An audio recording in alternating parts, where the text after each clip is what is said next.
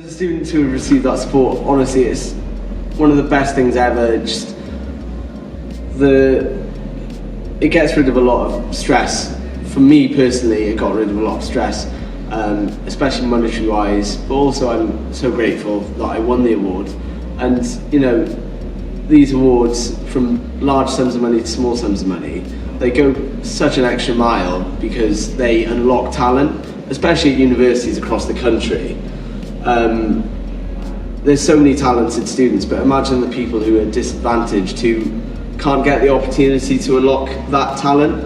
It's just quite horrible to think, really, just who is out there who can't come to university or don't have enough money, or you know, from a disadvantaged background, and the money that people donate really unlock that. The prestigiousness of the award is just amazing, and I can't thank James's mum enough. Like, I met her the other day, and it was just great to meet her and just say thank you for it. I was in tears because I just can't put into words how much the money really did help, not only my mental health with the financial struggles, but yeah, just being awarded that award for not only my great work on the course, but also the fact that my tutors recommended me for it from the whole of the school. And yeah, I can't thank you enough. And you know, I'm doing it in memory of